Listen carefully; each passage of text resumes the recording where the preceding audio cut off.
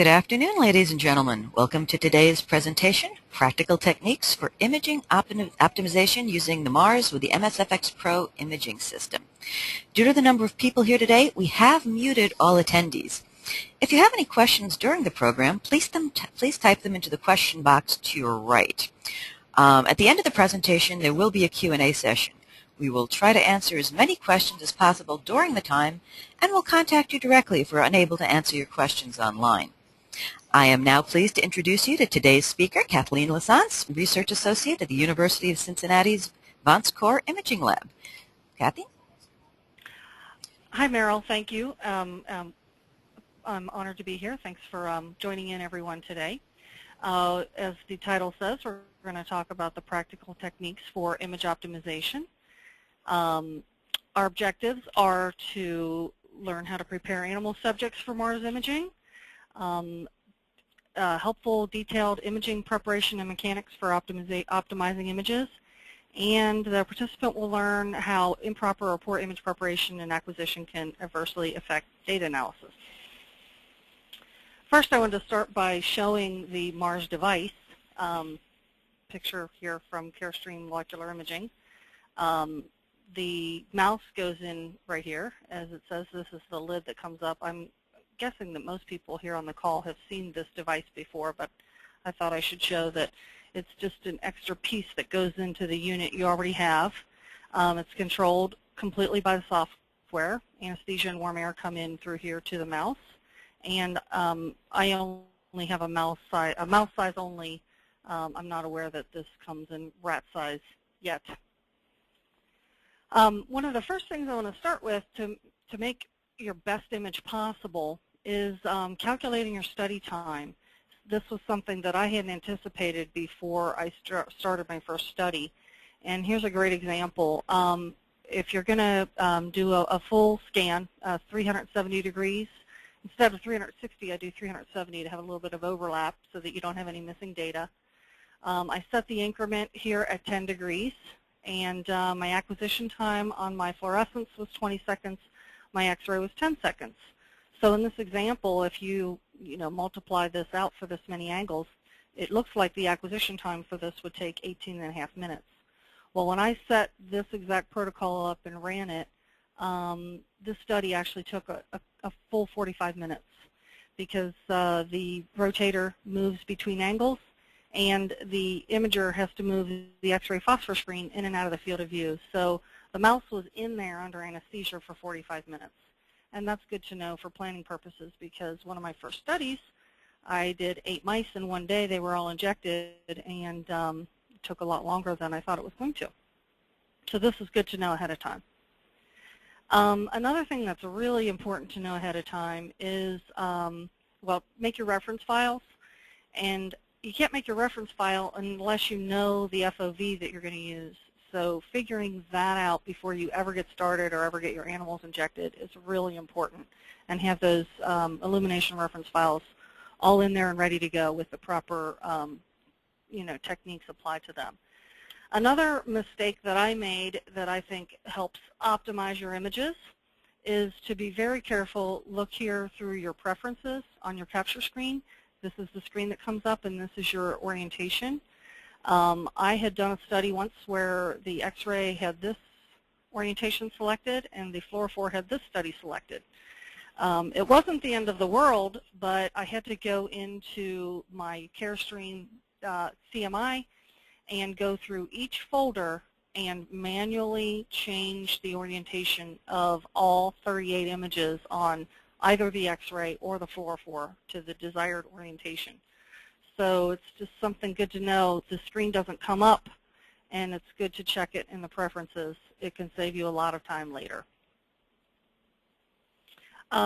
This goes back to the FOV. This talk today, I'm going to talk about doing some multi-angle imaging for brain or head, and then you can do whole body. And then I also have examples of doing only feet. And I use different FOVs for the different areas of the body to, optimize size and visualization of your target area. The larger the FOV, the better your pictures look. And if you, want to get pictures of the head, you might want to put this little holder in this slot here and give yourself a little bit more room so you can take a larger FOV. Then another issue that comes up when you're trying to optimize the imager and prepare for scanning your mice that I didn't anticipate and learned as I did so many of these was calibrating the support film. This support film is held between these two knobs here and has to be relatively in the middle.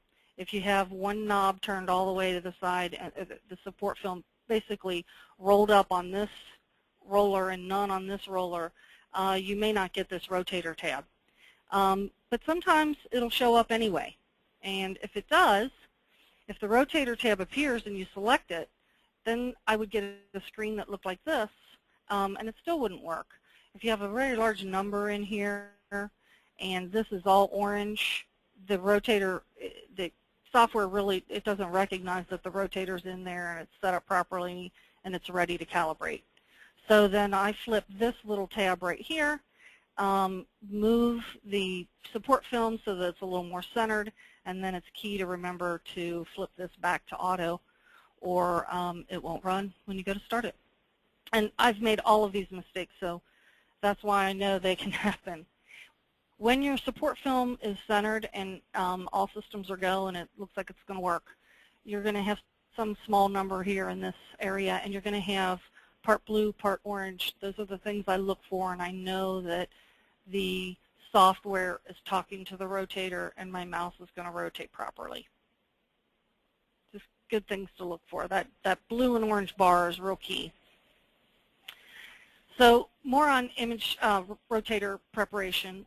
When you're loading the mouse, and this was very confusing to me because when you start turning in 360 degrees, it's very easy to get turned around because you have so many settings. So if you load the mouse in the rotator with its back, as I have in this picture, so this is the mouth and the face, the belly of this animal here. If you load him in there on the back and you want to actually center the anterior portion of this mouse will be in the middle of your 360-degree image.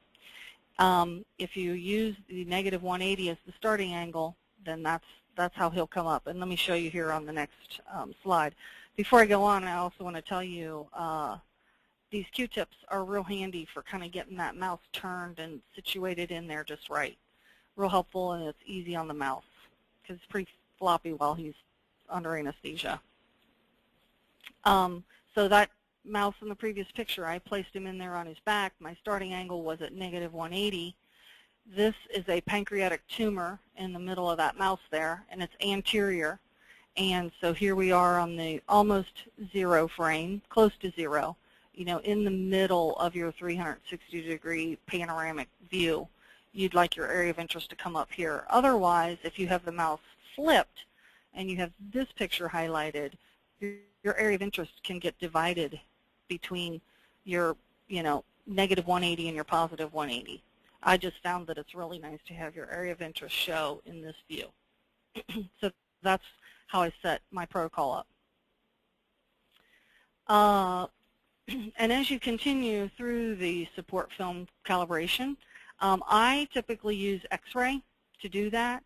I'm real key on anatomy, and when you are situating the 0 degree, the 90 degree, the -90 and the +90, if you're using the X-ray, you can see anatomy on the mouse.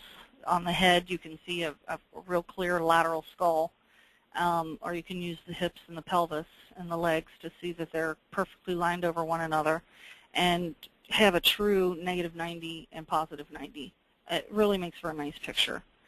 When I put the mouse in there and you hit load mouse and it takes you through the software, the first, it says, set the 0 degree, and then it automatically flips the mouse over and, puts them at -180. And then it goes to the 90, the -90 and the 90. Well, as you're positioning this mouse in each of these positions, you can use these little buttons right here with your mouse, and you can tweak its position a few degrees. And I found that that was key, that if I found that my mouse wasn't basically going to the correct position and I only needed to move it a few degrees to have him in a perfect lateral position, then it's just best to start the positioning over, reload the mouse, restart the software. Here's some examples of another artifact imager preparation that I think are key. I don't know if you can see on the screen here, this little artifact here, this little artifact here. These are two different mice that I scanned on the same day. And I had an artifact down on the transparency of my imager. I think it's a little bit of bedding or some fecal material perhaps that autofluoresces. And you can see it's in the same spot on the imager, but of course it's a little different on the mouse, and these are two different mice. And you know, you could end up with something right in an area that goes right through your area of interest and then make your picture not, you know, usable. Another thing I wanted to show you that about mouse preparation, oh, let's see here. Well, you know what, we'll get to that. We're still doing imager preparation here. Okay, so here we're at the animal preparation. These were keys that I found when using this rotator that I thought were important to point out. Keep the animal warm. Mice lose heat quickly under anesthesia. If you're doing bioluminescence, fluorescence, typically you're looking at some physiology or biology in the animal, and it's affected and changed if the animal's cold, so it can skew your results. I found that live animals were best, rigor mortis and stiff animals. I mean, you can do them in there, but it kind of adds to a movement artifact. Shaving hair for fluorescent imaging, and then just be really careful that you don't have loose hairs in the transparency or in the rotator. Another thing that I did with my animals was I would sometimes put black tape around the animal body, especially when I was doing the brain. And it would be good to do during the feed. I'll show you the example where I didn't use it and how it would have been helpful. It keeps the animal kind of in a more cylinder shape, and the more even the animal is, the less movement from frame to frame that you have. The other thing I really liked about using the black tape, if I'm doing brain scanning, the black tape can cover the fluorescent activity that's in bowel or liver. And if you have a really bright liver in your field of view and you're trying to see some small tumor in the brain or some object, some feature, then the intensity level is set from those really high intense pixels that are in the liver, and you may not see your feature that you're looking for up in the brain. So the black tape really helped with that. It had kind of a multiple use. Another thing that I've done is alfalfa-free diet. Keeps the fecal autofluorescence down and really aids in abdominal tumor imaging for like my pancreatic model that I had there. This is what I do when I get the animal ready for brain imaging. I will take a little dab of like surgical glue and glue their ears back. That's what I was going to show you on the last picture. I have another example.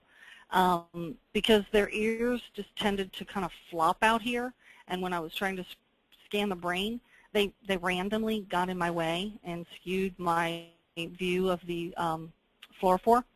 And then by putting this black tape on them, I covered up the liver and really got a nice view of this brain. The other thing I did was I pulled their arms down so that kept them even in another more cylinder shape, and made sure that their paws didn't get up in my field of view and get in my way. It was really helpful. One more thing for brain imaging that I did was I took this smaller, this is kind of the tail cover nose cone thing, and I stuck it inside this bigger nose cone and have it kind of in this situation here, because the smaller the nose cone, the less the nose of the mouth, kind of the nose and mouth of the animal didn't move throughout the field of view. And you'll see in some of my examples that I have here. But that was really helpful to keep their head a little more steady.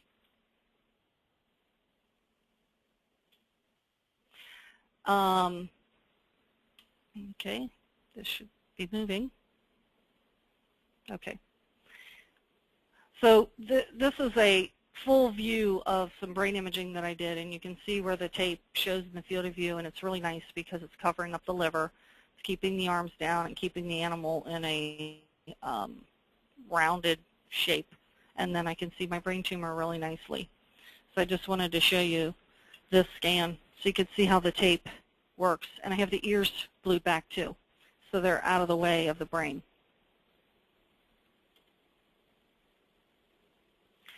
And then this is another mouse that we scanned. I liked this example because you can see the smaller nose cone here and how literally the mouse's nose rotates all through that area. And if I had the bigger nose cone in there, his nose would just move even more. And you can notice a little bit of movement as this mouse goes through here. Wanted to also show you that we placed an area of interest around the tumor in this mouse, and then we decided to, quantitate the fluorophore that was in there, do like a semi-quantitation, and then I graphed it over all 360 degrees and determined what was the best angle for viewing this fluorophore. So keeping the animal in the same position without a lot of jumping and movement is key. Otherwise, your feature can move in and out of your area of interest. And we kept that area of interest steady throughout the 360 degrees that we analyzed and determined this curve. Let's see. This is some lower extremity imaging that we did. My first try here is on the left, where we just have both extremities down. This animal has a fluorophore that has collected in arthritic feet. They were injected in the tail vein, and you can see that here. And after we did this first one, we decided the tail vein was clearly in the way. So I don't know why this isn't rotating. So we did the second mouse and put the other leg up and put the tail up. And that's what I was talking about in the previous slide, that if I had put the black tape kind of in this area, then I would have gotten the fluorescence from the tail and probably gotten a little more intensity from the foot of the, I don't know why this isn't rotating.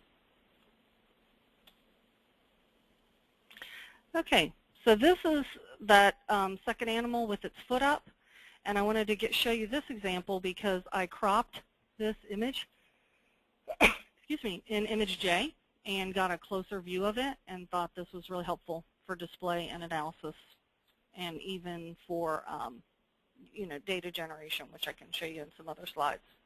If anyone wants to know how I did this in image J, just email me. I'd be happy to give you the directions. It was really very simple and quick.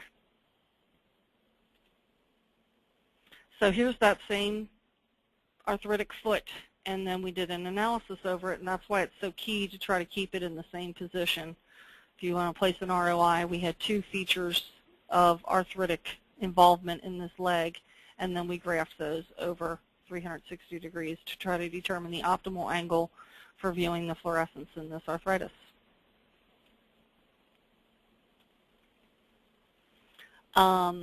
This is an example I wanted to show you. That's the pancreatic tumor, and this is the original data and what it comes up like in CareStream rotation software, and then I put it in image J and I cropped it, and it makes it look really nice for presentation. Just another example. And then this example is an animal that was post-mortem. And you can see how it kind of jumps because it was very stiff in here, and you can see how he moves up and down, and he moves from side to side as you're rotating through here. And just an example of what I thought, did not help your imaging. You certainly can't image in post-mortem, but once rigor mortis and the stiffness sets in, it makes it a little harder to get a smooth picture. And just wanted to show you an example of that.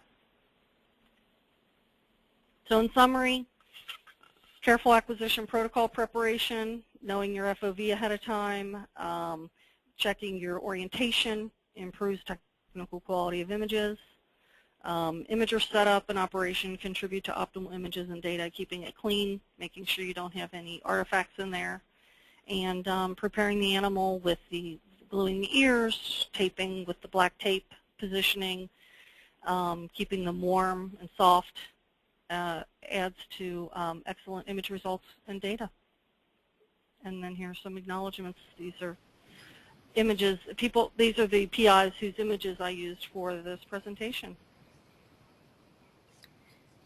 Well, thank you very much. If we have any questions, please type them into the question bar on your right. We did have one come through. Why are the rotating fluorescent images only in red? The Carestream rotation software does not have the array of color schemes that the regular CMI software has. It just has single color. So those are the only options you can pick. And the rainbow is one of, my PIs really like the rainbow color, but it's not in the selection choice. So that's why that's in red. My fluorophore was a near infrared fluorophore, so I chose red to mimic that. Mm-hmm. How do you keep the rotator clean? I take it apart, and I try to, keep my support film from, having any nicks or creases or any kind of damage to it, and wipe it off both sides. I take the whole thing apart, I take the screws out to take the film out, and put it all back together after everything's been washed and dried, and I have my best results if I do that. There's always some little piece of something that you don't see. If you think you can just kind of try and wipe it, you'll miss something. So I clean it very thoroughly. It doesn't appear that we have any additional questions. Thank you, everyone, for joining us today. Thank you, Ms. Lazance, for going over everything. We have been recording this presentation. I will send out a mass email once it is available. Thank you again for joining us, and have a wonderful day.